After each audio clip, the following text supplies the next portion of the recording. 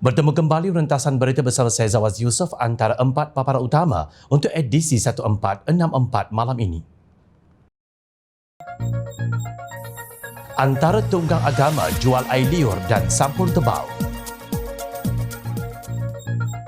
Perikatan Nasional kena tibai 3-0. Berhenti guna nama BMX.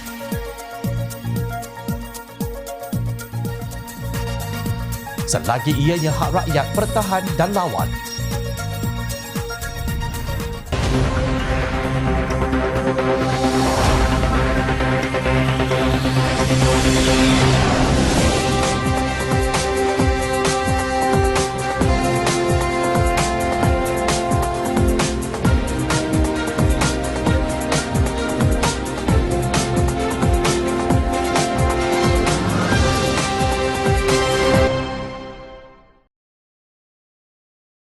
Assalamualaikum dan salam sejahtera. Semalam Jom Channel telah merentas bagaimana tauliah pendakwah bebas Ustaz Ahmad Dasuki Abdurrani ditarik balik oleh Majlis Agama Islam Selangor MAIS susulan titah Sultan Selangor, Sultan Sharafuddin Idris Shah, agar agama Islam tidak dipolitikkan serta dijadikan sebagai bahan politik oleh mana-mana pihak di Selangor, khususnya di masjid dan surau. Sultan Selangor tidak berkenan tauliah mengajar agama Islam diberikan kepada mana-mana aktivis politik kerana dikhawatiri ia boleh digunakan untuk kepentingan mana-mana pihak parti politik yang akhirnya akan membawa kepada fitnah, perselisihan dan perpecahan umat Islam di Selangor serta mencemarkan agama Islam. Namun kemarin Ahmad Dasuki dalam satu kenyataan dilihat kononnya membuat penafian bahawa beliau merupakan seorang aktivis politik. Sebagai respons, Majlis Agama Islam Selangor MAIS menyelar kenyataan pendakwah bebas itu yang menuduh majlis agama itu berbohong berhubung isu penarikan balik tauliah mengajarnya di negeri berkenaan. MAIS dalam satu kenyataan menjelaskan bahawa larangan aktivis politik sebagai pemegang tauliah tidak terhad kepada individu yang memegang jawatan dalam politik sahaja.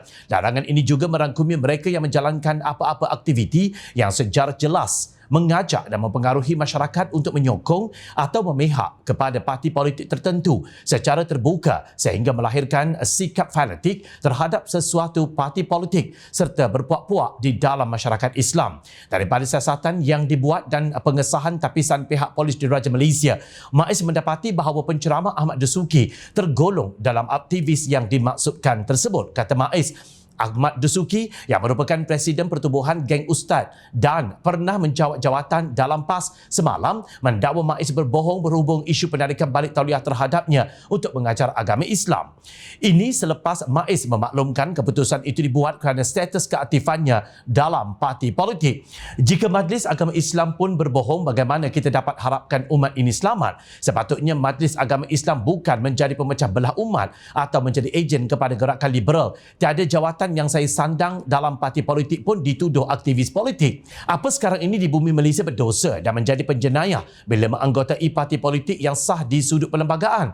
Kalau begitu, tariklah semua tauliah para pendakwah yang menganggotai parti politik dari kerajaan dan pembangkang, termasuk yang menganggotai MAIS ini sendiri. Ada berani kekecut dengan gerakan sekular dan liberal aja? Tulis Ahmad Dasuki di ruang Facebook miliknya. Dalam kenyataan sama, MAIS menyifatkan kenyataan reaksi balas Ahmad Dasuki itu sebagai berunsur fitnah. MAIS juga menjelaskan bahawa larangan penglibatan aktivis politik sebagai pemegang tauliah mengajar agama Islam adalah bagi menghalang mana-mana pihak menyalahgunakan medan dakwah dan pengajaran agama Islam sebagai gelanggang politik. Larangan ini juga bertujuan untuk mengelak berlakunya penyebaran propaganda politik yang berunsur fitnah dan kebencian kerana ia menjadi punca perselisihan dan perpecahan dalam masyarakat Islam. MAIS juga menafikan dakwaan yang menyifatkan larangan itu sebagai sekatan terhadap dakwah dan pengajaran agama Islam di negeri Selangor. Kata MAIS, larangan itu merupakan langkah preventif bagi memastikan dakwah agama Islam disampaikan oleh pemegang tauliah yang tidak bersikap partisan dan mempunyai kepakaran serta pengetahuan. Kelihatannya Ustaz Sampuriyun masih tidak berpuas hati dengan keputusan penarikan tauliah terhadap dirinya.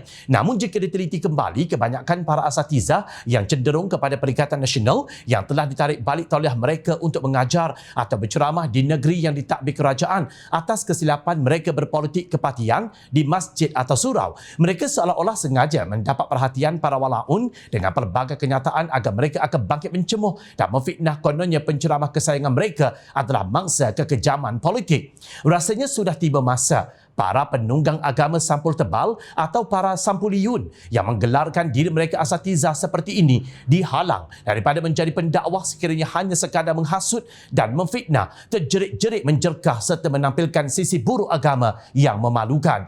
Kemudian mereka dijanjikan dengan sampul tebal dan kemewahan hidup. Benarkah mereka berdakwah untuk agama? Hakikatnya masih terlalu ramai imam dan bilal serta ahli jawatan kuasa masjid di Selangor yang terdiri daripada para walaun yang masih bermaharajalela. Benar, itu satu hakikat. Tahniah Majlis Agama Islam Selangor atas tindakan tepat seperti ini. Sesungguhnya ada dua pekerjaan yang menjanjikan kemewahan dan sampul tebal pada zaman ini, iaitu tunggang agama dan jual air liur. Sabtu lalu, kejayaan calon UMNO dalam pilihan raya kecil PRK Dewan Undangan Negeri Dun Pelangai di Pahang menyaksikan calon UMNO Barisan Nasional memenangi kerusi tersebut dengan majoriti 2,949 undi. Namun dengan kemenangan itu terdapat suara-suara yang mempersoalkan sejauh mana kemampuan UMNO bangkit semula dan mendapat kepercayaan para pengundi serta para penyokong di peringkat akar umbi. Pengerusi Barisan Nasional BN Datuk Seri Dr. Ahmad Zahid Hamidi mendakwa majoriti berkurangan yang diperolehi parti itu dalam PRK Pelangai baru-baru ini adalah disebabkan fitnah dan pelbagai isu yang dilemparkan terhadap calonnya.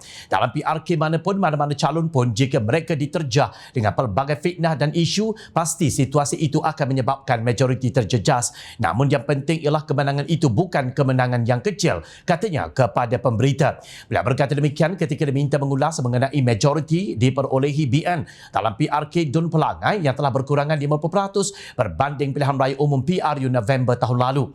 Ahmad Zahid yang juga timbalan Perdana Menteri turut menafikan pengurangan majoriti hampir separuh berbanding PRU lalu itu memberi gambaran sokongan terhadap BN semakin berkurangan. Namun ada pandangan yang menyatakan perolehan undi oleh Barisan Nasional BN pada PRK Pelangai merosot disebabkan peratusan keluar mengundi yang menurun. Penganalisis politik Dr. Ahmad Zaharuddin Sani Ahmad Sabri berkata, bagaimanapun undi BN dalam PRK tersebut meningkat kepada 61.7% berbanding 56.9% pada pilihan raya umum ke-15 PRU yang lalu. Menurutnya, ia menunjukkan berlaku peningkatan sebanyak 4.8%. Sekiranya digabungkan undi BN dengan Pakatan Harapan PH pada PRU menjadikan 72.7% atau 9,339 undi, iaitu perbezaan undi sebanyak 2015. Jika jumlah undi BN ditambah undi PH PRU 15 secara perbandingan dengan perolehan undi dalam PRK, berlaku kemerosotan undi. Faktor ini disebabkan oleh perbezaan peratusan keluar mengundi pada PRK sebanyak 72.12% berbanding PRU 15 78.4%, katanya. Ahmad Zaharuddin Sani berkata undi Perikatan Nasional PN mengalami kenaikan sebanyak 11.5% yang menyaksikan perolehan undi 25.4% pada PRU 15 kepada 36.9% PRK. Secara keseluruhan, BN menang dengan peratusan 61.7%, iaitu 7,324 undi dengan majoriti 2,949 undi. Sementara PN pula memperolehi 36.9%, iaitu 4,375 undi jelasnya. Menurutnya, sokongan Melayu kepada BN dianggarkan lebih tinggi, iaitu 52.1% berbanding PN sebanyak 46.8%. Manakala Setiausaha UMNO Johor, Datuk Abdul Halim Sulaiman berpandangan kemenangan UMNO dalam PRK Pelangai membawa mesej positif bahawa rakyat semakin yakin kepada UMNO. Kemenangan itu, katanya, turut memberi motivasi cukup tinggi kepada pemimpin dan ahli UMNO di semua peringkat untuk terus berusaha memulihkan parti yang kini berdepan pelbagai fitnah dan juga tekanan.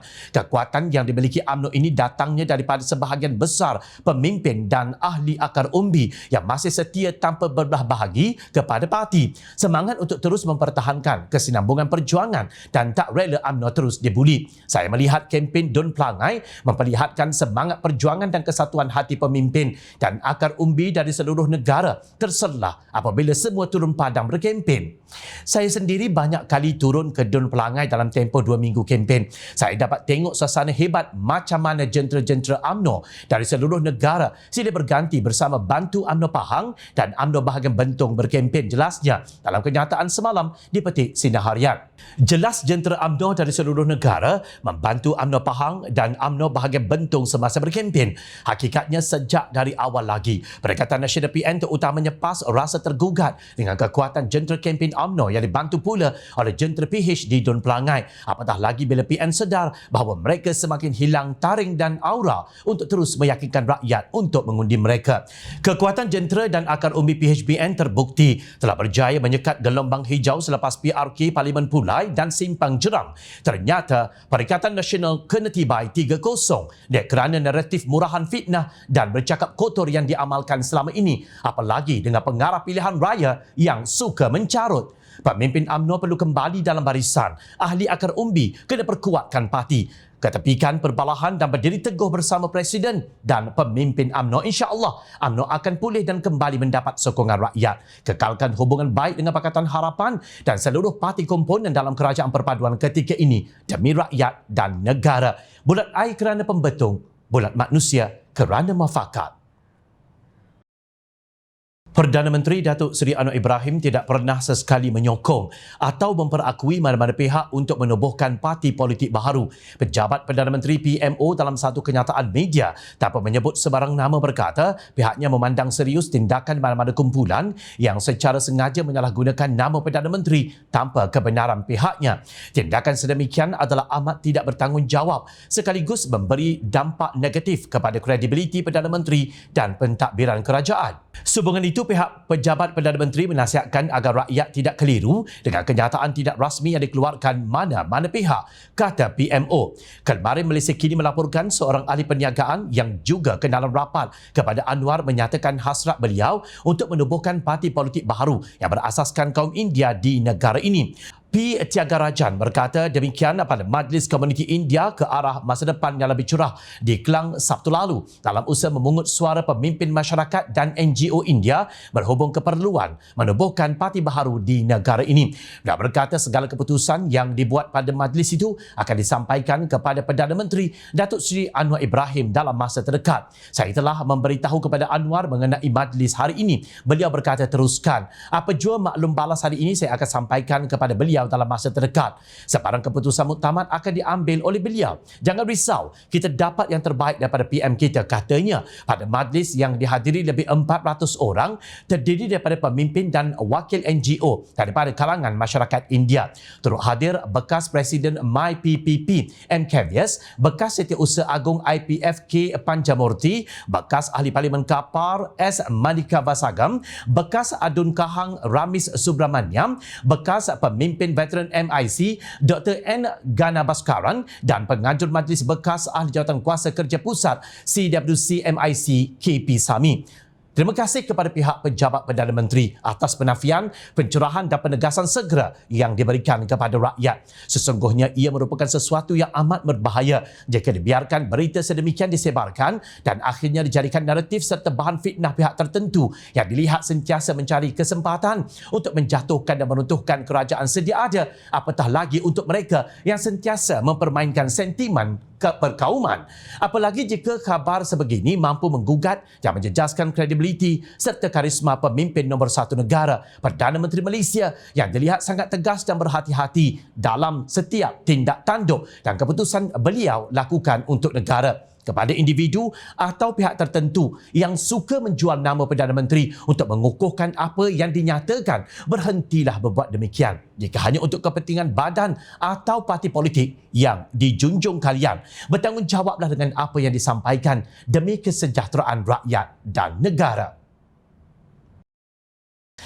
Beberapa minggu sebelum ini, Kementerian Pertanian dan Keterjaminan Makanan KPKM mendedahkan terdapat peruncit yang enggan menjual beras tempatan sekaligus antara faktor yang menyumbang masalah kekurangan beras dan barang keperluan itu di pasaran. Ketua Pengarah Bahagian Kawal Selia Padi dan Beras KPKM, Datuk Azman Mahmud berkata peniaga mendakwa margin keuntungan yang diperolehi rendah iaitu antara 30 sen hingga 50 sen yang menyebabkan ada segelintir daripada pihak itu enggan menjual beras tempatan. Beliau juga menafikan dakwaan peruncit yang mengatakan pihak pengilang hanya menghantar beras import kepada kedai runcit. Itu dia iaitu peruncit yang tipu. Dia sendiri yang tak nak beras tempatan sebab nak lebih untung. Kalau dia jual beras import dapat sekitar RM1.50 per kampit.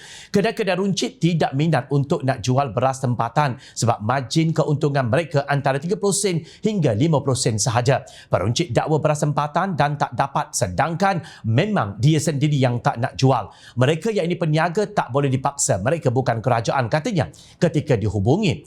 Beliau mengulas rungutan orang ramai mengenai ketiadaan beras tempatan di pasaran kebelakangan ini. Sebelum ini tinjauan Harian Metro di Pasar Chowkit dan sekitarnya mendapati kebanyakan kedai menjual beras pelbagai jenama. Namun semua setiap kampit dicop biru, bulat, tertera beras putih super atau import.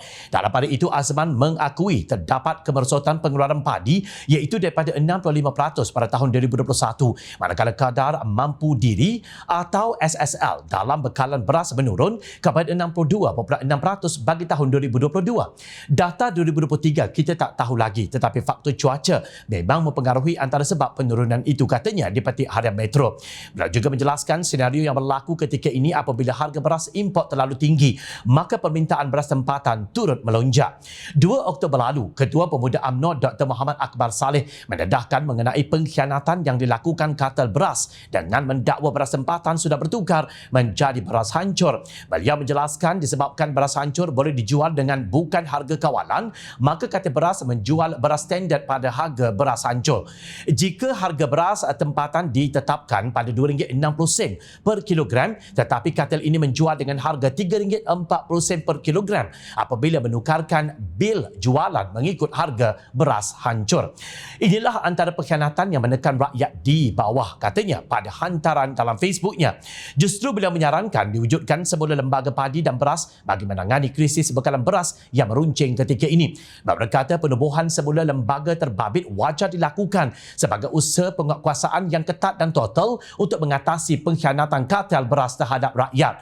Kerajaan sudah memberi pelbagai subsidi untuk memastikan beras tempatan itu dijual dengan harga yang rendah tetapi mereka iaitu kartel mengkhianati kita semua. Beras tempatan ada tetapi ia dikhianati puak-puak ini dan akhirnya rakyat yang menderita, katanya seperti dipetik Berita Harian. Pada masa sama beliau memberi amaran kepada kartel tersebut supaya sentiasa beringat bahawa tindakan mereka diketahui.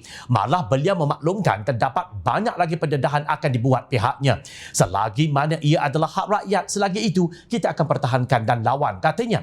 Semalam pula Suruhanjaya Pencegahan Rasa Malaysia SPRM berjaya membongkar satu kegiatan penipuan pembekalan beras sebanyak 28,000 tan metrik yang bernilai RM100 juta melibatkan sebuah syarikat di Kedah yang menyebabkan kepincangan pengedaran dan penjualan bahan makan ruji itu di Malaysia. Menurut sumber SPRM, syarikat tersebut sebelum ini dipercayai mendapat kontrak pembekalan beras di Semenanjung Malaysia daripada sebuah syarikat pertanian milik kerajaan negeri itu yang bernilai lebih RM100 juta setahun, kira-kira 7 tahun lalu. Berdasarkan kontrak itu, syarikat tersebut telah membuat pinjaman bank sebanyak RM30 juta sebagai pembiayaan projek termasuk beberapa tahun lalu, katanya dalam satu kenyataan media. Menurut sumber itu, pengarah syarikat berkenaan disyaki telah berpakat dengan seorang ahli lembaga pengarah syarikat milik kerajaan negeri bagi mengesahkan pembelian dan penghantaran 28,000 tan metrik beras setahun, namun pembekalan itu tidak dibuat. Katanya sebelum ini syarikat itu telah mengemukakan dokumen dengan butiran palsu kepada pihak bank untuk tujuan permohonan pembiayaan pinjaman berkenaan dan telah menerima amount sebanyak RM30 juta itu menerusi beberapa transaksi. Sementara itu, pengarah kanan siasatan SPRM Datuk Seri Syamuddin Hashim ketika dihubungi mengesahkan bahawa perkara tersebut dan kes disiasat mengikut Seksyen 18 Akta SPRM 2009. Apa maknanya semua ini? Inilah antara hakikat sebenar yang terjadi dalam negara kita sehingga memberi kesan yang sangat mendalam terhadap bekalan beras negara. Peruncit kurang ajar dan tidak beretika. Pengkhianatan yang dilakukan oleh kartel beras, penipuan pembekalan beras sebanyak 28,000 tan metrik yang bernilai RM100 juta melibatkan sebuah syarikat di Kedah dan juga keengganan pengekspor beras India yang membuatkan 19 buah negara serantau mengalami masalah yang serupa. Namun peliknya, para walaun dan pembangkang tetap hanya tahu menyalahkan kerajaan siang dan malam yang tidak pernah kena erti penat. Lelah mereka menanganinya sehingga ke hari ini. Kepada pihak berkuasa, tolong berkas mereka yang telah terlibat dalam semua skandal dan salah laku seperti ini. Jangan sekali benarkan mereka terlepas. Hadapkan mereka ke muka pengadilan. Rakyat Malaysia tidak akan sesekali memaafkan mereka yang telah melakukan kebejatan sedangkal ini. Sekali lagi, ianya hak rakyat bertahan dan lawan. Ingat, rakyat sentiasa memerhati. Jom Channel mengucapkan jutaan terima kasih kepada para penyokong dan kepada yang berminat untuk memberikan sumbangan bagi membolehkan kami meneruskan perjuangan menyampaikan berita yang benar. Sumbangan boleh dibuat melalui akaun bank yang tertera. Secara rakyat kami sampaikan demi negara tercinta. Teruskan bersama kami di Jom Channel. Saya Zawaz Yusof. Terima kasih untuk perhatian. Assalamualaikum. Salam sejahtera. Jumpa lagi.